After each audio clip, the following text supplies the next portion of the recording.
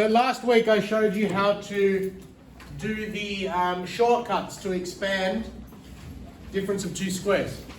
This is just the reverse of it. So if you look at your notes from last week, what was the thing in the brackets that expanded to look like this? There was A and the B. There was A and the B, but what were the signs between them? Good. So the only difference today is we're doing the reverse of the expansion. These are the steps I recommend that you do. Step 1, try common factors first across the terms. Step 2, decide if the two terms are squared numbers. And then step 3, if they are, apply this rule. So if we looked here, is there a common factor across 4x squared and 25? No, 4 doesn't go into 25. Nice. So step 1, not going to work. Step 2, decide if the two terms are squared numbers. Is there something I can square to make 4x squared? Yes. It involves two things. Someone was saying 2 really softly. How do I get the x squared? What do I square to get x squared? X. So this is 2x all squared. Take, what do I square to get 25? 5 squared. So what I've written is this, what this squares to and what this squares to. So now do I know what my A and B are? I've got an A here and I've got a B here, so I can write 2x plus 5 and 2x minus 5. Can you get that example done?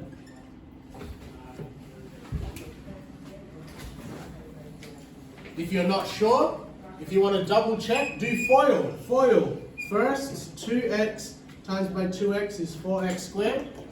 Outers, 2x times by negative 5 is negative 10x. Inners, positive 10x. What's negative 10x and positive 10x? They cancel out. And then 5 times negative 5, negative 25. You can always double check by expanding it again, only if you've got time. So get that first example down, please. That is recording, isn't it? Yeah.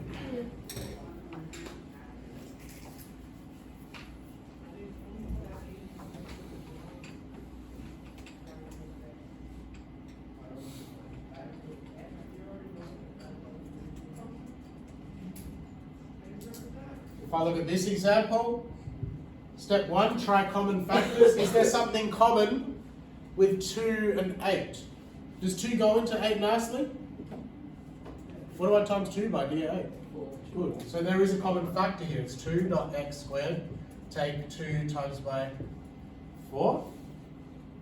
And if you were here on Wednesday, what did we do with the common factor? Where did it go? Left. On the left, on the outside of a set of brackets. And then what's left in the brackets? The remainder, x squared. Take 4. So we just did step 1, try common factors. Step 2, decide if the two terms are squared numbers. Is x squared a squared number? Do I square something to get x squared? Do I square something to get 4? So now I can do this factorization. If they're square numbers, I can apply the factorization rule. So it's going to be 2, x plus 2, x minus 2. Get that example down, please.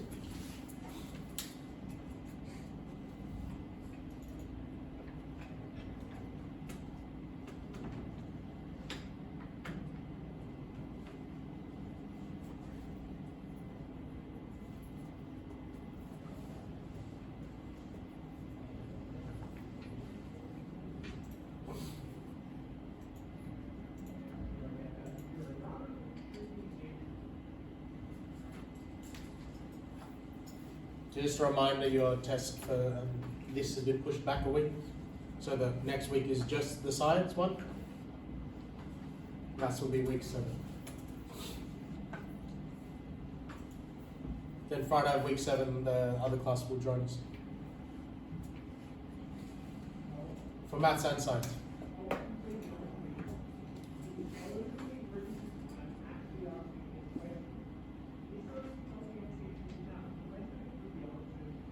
A couple of minutes and then I'll do perfect squares factorization and then I'll show them out.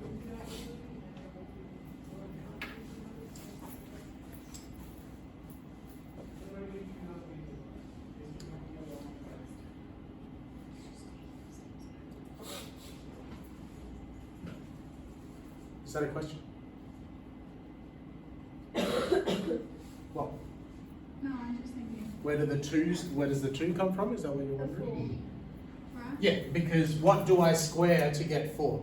2. So what I didn't do here, I didn't do this step, which was showing what do I square to get 4. If I wanted to do that, it would be x squared, take away 2 squared is this. And so my a is x, and my b is 2, and that's where I get this one. And why is that plus and minus? Because in the difference of 2 squares factorisation, Oh, right, okay, if yeah. something is squared, take away something else, the only difference between those 2 brackets is the plus and minus.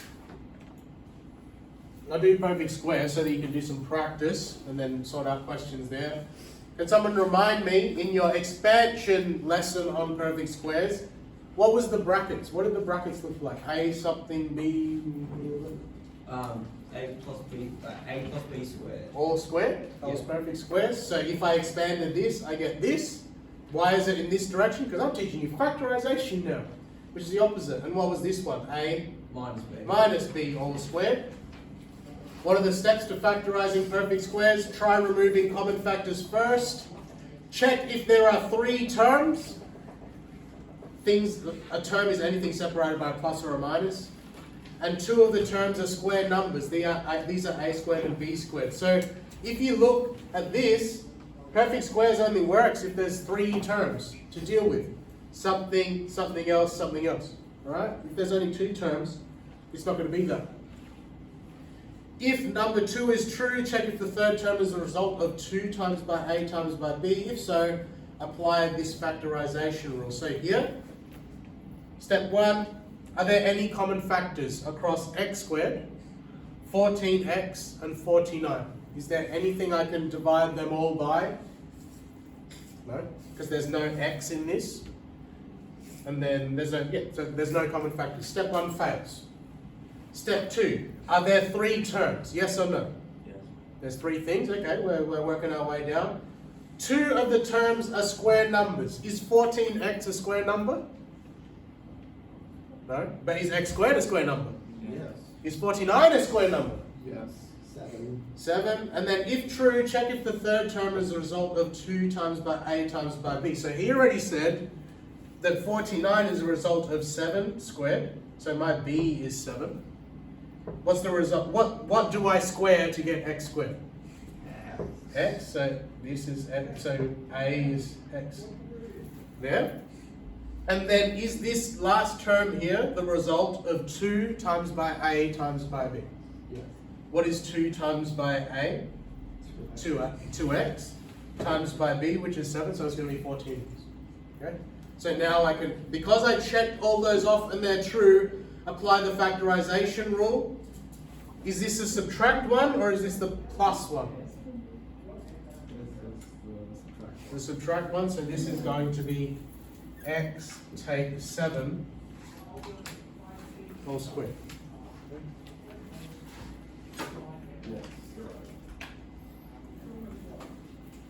There's a face.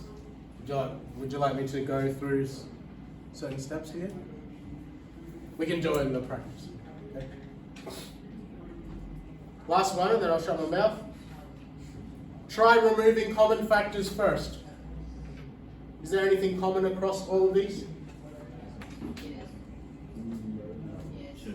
What's the biggest number that I can? What's the biggest number that goes into all of? Is 18 divisible by 4? 2 is the biggest.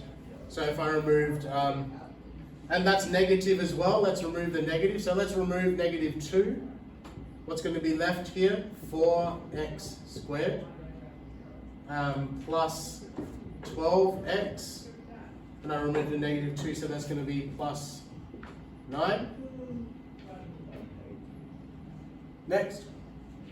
So we remove common factors. Are there 3 terms inside here?